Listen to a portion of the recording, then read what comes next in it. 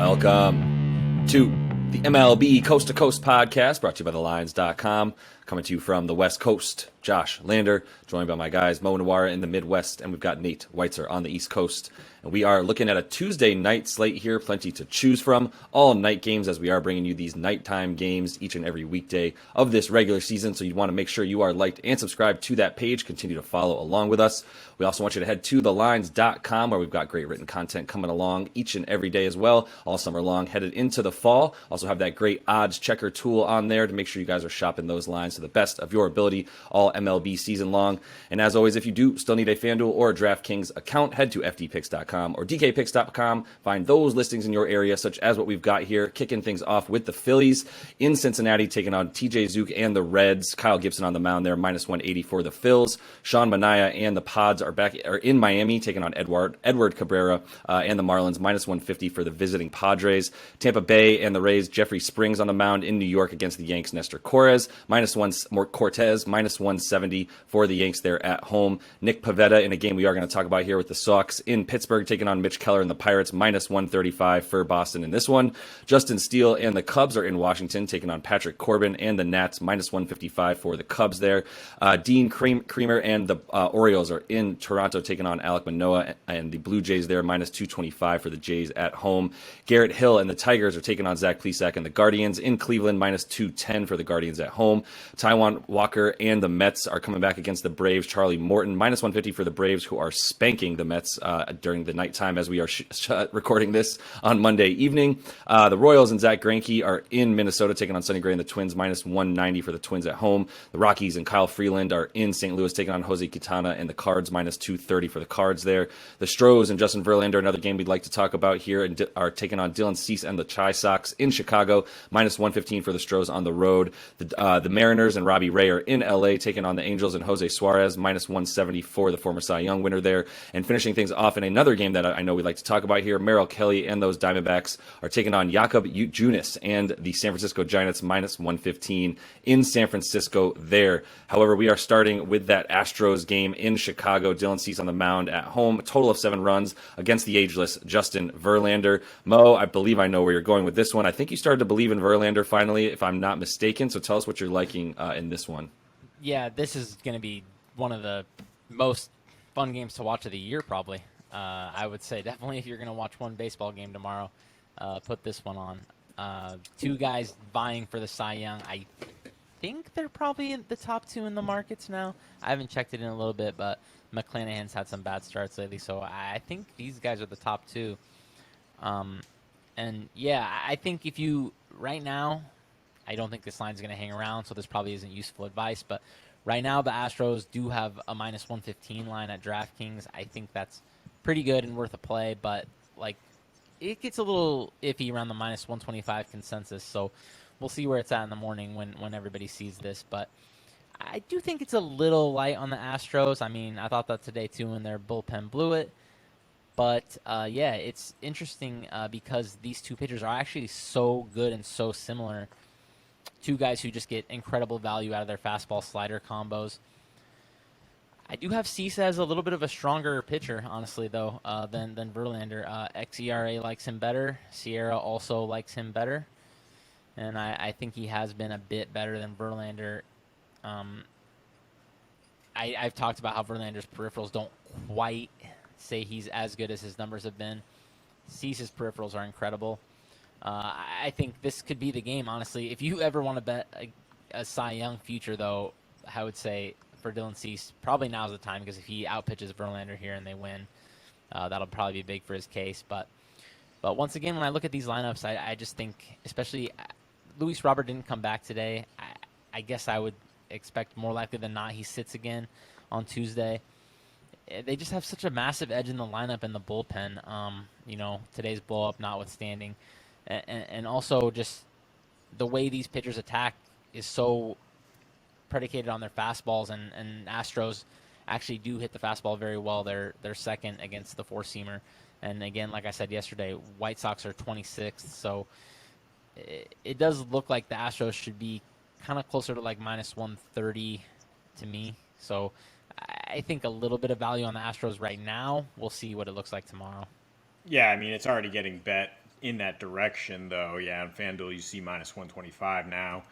Because Verlander has more of that name recognition, I think, to a degree. I think what you bet here is just both of these Cy Young candidates bringing it. And even at 7 runs going under there, even looking at an alternate under plus 180, go under 5.5 runs, or take the under for the first half here. I mean, both pitchers just utterly fantastic when you look at and dive into their numbers. And Verlander particularly matching up well against the White Sox, who have the highest chase rate in the majors, 7th worst rating against fastballs, 9th worst for sliders.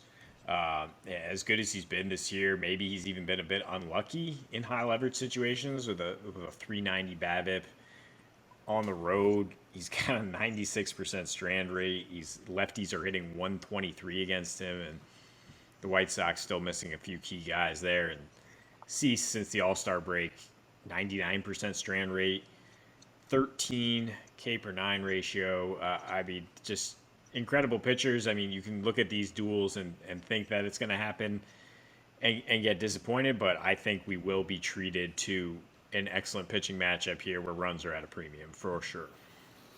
Yeah, that feels right. I'm going to move us on to a game here that's not quite as interesting, in my opinion. I mean, any game that's involving the Pirates versus two pitchers that are likely to, vying for the Cy Young, you're probably not looking at quite the same type of matchup. But we do have some opportunity here, maybe with Mitch Keller on the mound. He's taking on Nick Pivetta and those Sox. I mean, Mitch Keller to start the season was not something that you probably want to bank your money on. Has looked a lot better since then, especially since the All-Star break. So kick us off here, Nate, with talking about your Sox in Pittsburgh in this one. Minus 140 right now, most spots for those Red Sox on the road. Yeah, definitely not an exciting game, but if you like money, I would continue to bet against the Pirates, who, even when Mo has read them right and they've gotten out to a lead, they find a way to blow it because they're a team full of fringe major leaguers, right? And Brian Hayes is probably not going to play here, weakens their lineup further.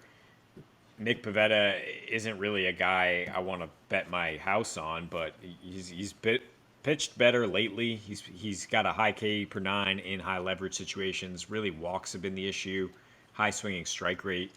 And I think when you face a lineup like this, the Pirates, you don't really have to nibble too much. You can come at these guys or take advantage of their aggressiveness. In case of O'Neill Cruz or others, I mean, they have such a high K rate, 26.5% since the All-Star break. So the Sox, interestingly, 7-3 after a day off this year. They're also 42-29 when they're out of the division versus 15-30 against that brutal AL East. And coming off a good series against the Yankees, getting Trevor Story at least back with the team. Kike Hernandez should actually play tonight. I think it's a turning of the tide for Boston. Might be too late for them to make a run all the way for the playoffs, but I think they're at least going to start stringing together some wins here. And when they get a cupcake tonight, even though Mitch Keller is pretty solid, I think the Pirates don't have much behind him in that bullpen, and I think Boston will get this win. Yeah, this is an interesting one because of the trends of the pitcher's velocity, actually. I would say the last couple months, you would have to say Mitch Keller has just been a more trustworthy arm than Nick Pivetta. I mean, it's crazy because you imagine saying that in May and June when Pivetta was just rolling. But that's really what's been happening. But Pivetta actually 2 straight outings, his velocity's been climbing a little bit. He's up to 93.8. It's not great, but it's better than where he was when he was sitting like around 92. And Mitch Keller, his velocity actually is dipping a little bit. It dropped about a tick over the last 4 starts, and it just keeps kind of inching lower and lower. I was actually watching a little bit of the last game against the Diamondbacks because I had Pirates and the under, I think, in that one. Man, he was really struggling to get the baseball by the Diamondbacks. He seemed to more be struggling with lefties, which makes sense when he's being so sinker heavy. But the Red Sox do have some killer lefties. I mean, Devers obviously, Verdugo's solid. I would say small lean to the Red Sox if you can get better than minus 140. But not enough for me to bet it. But I mean, I do see definitely what you're seeing here. at least 4 players in the Pirates lineup. I don't even know if these guys belong on a major league bench. Probably not. This is saying something considering how deep benches are allowed to be right now. But let's move on to the final game here, which is an interesting matchup at the very least. The Giants are still sort of playing for their playoff lives. They've definitely got the right matchups to do it, just playing the Pirates and sweeping them, now taking on these D-backs who are also struggling. However, they are getting Merrill Kelly tonight, or in this Tuesday night matchup against Jakob Junis that we talked about. Who's looked fine at times, but Kelly specifically against the Giants, I mean, last time out, 8 shutout innings against them on just 3 hits. And really in his last roughly 22 innings against them, he's only allowed about 10 hits on 4 runs against them as well, having some really good success there. I will say at the same time, the Giants have gotten some players back in that lineup that you can feel a lot better about that they were missing there for a bit. So kick us off here, Mo, with this one and talking about Merrill Kelly taking on the young Junis there. Yeah, definitely a big factor, like you're saying. You don't want to see Tommy La Stella, these guys in the lineup for the Giants, and they are getting some of their key guys back. Estrada came back, Crawford's back. I believe Yastrzemski was even hurt for a little bit. Wade and Peterson were out. It was a complete disaster there for a little bit, but when you look at these offenses, the Giants do have the better offense against right-handed pitching. They're 14th against right-handed pitching, so right in the middle of the pack. The Diamondbacks a little weaker. They're down at 24th. But I'm mostly looking, when I'm looking at these pitchers, I think Junis, man, I love Merrill Kelly. I was betting on him all the time early in the season, but I think the market's caught up to him, and I honestly think he's probably overvalued at this point. Junis, he's actually been a little bit better than Merrill, I think.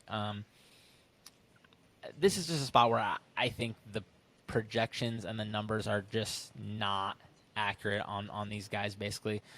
If you look at the projections, they don't think Merrill Kelly is all that great, which I think is probably a lot closer to his talent level than his 2.95 ERA. I don't even believe in his 3.15 xERA. I know that StatCast loves what he's doing this year, but it's so far off of his other xERAs every other season. 4.48, 3.93, 5.37. Like, this is an outlier compared to those other ones. And his Sierra is still over 4. He's basically just his called strike plus whiff. All this is basically the same. I don't think he's any different than he's been, which is just like a league average arm. And the projections don't like Junis at all. So I think that's wrong, because basically since he switched to a more slider heavy approach, he's been really good. I mean, he's thrown his slider 54% of the time almost. That is immense. And it has a -9 run value on StatCast, which is 14th in MLB this year. He has a better Sierra than Kelly. He has a better called strike plus whiff rate, and it's just in its own right very strong, 30%. I just think Giants, better lineup, better pitcher. I don't see how they really should be only -110. I had them closer to -135 here. I don't know. I think you're sleeping on your boy Merrill, who's really been pitching even better in the second half here, and does match up well. You mentioned a lot of lefties for the Giants, guys who can lift the ball, but I mean, since the break, they have that 3rd highest fly ball rate and one of the lowest home run to fly ball ratios at 9%. Kelly, a fly ball pitcher. His one downside is basically giving up homers in high leverage situations, but we are at massive AT&T Park, I believe is it's called. It is now Oracle Park. Okay, yeah, keep changing those sponsors there in Silicon Valley. But Kelly, I think there's a reason he's had success against the Giants to this degree, and if you zoom in on him in this particular matchup, I think he pitches well. You did point out to me that the Diamondbacks bullpen is atrocious, though, so if you don't want to hitch your wagon to that, just bet them -102 first half. Arizona fully capable of getting a lead here. Junis is good, but I think Arizona's been hitting pretty well here. They were 6-2 heading into tonight. It looks like they might drop the first game of the series. We'll see, but they've been right there with the Giants, who just don't have that same mojo this year since Buster Posey retired, and plenty of other shoes dropped, as you guys mentioned there. I think I'd take Arizona and Kelly at least in the first half. No, that's fair. I'm definitely not betting against Merrill Kelly myself, but I do think that there's something to be said for, what you're saying there, Nate, in terms of the Giants' excuse me, I'm sorry, Mo, saying that, you know, in the Giants fighting for their lives here and also getting some players back. So I'm starting to believe in them a bit more, but this will definitely be a good test there for both of these teams. As you mentioned, the Diamondbacks been winning a bit as well. So that'll be a good one to end things for the night. But that is all the time we have for you guys in this one. Make sure you are liked and subscribed to that page. Continue to follow along with us as we are bringing you these videos each and every weekday of this regular season. So until we see you next, happy betting.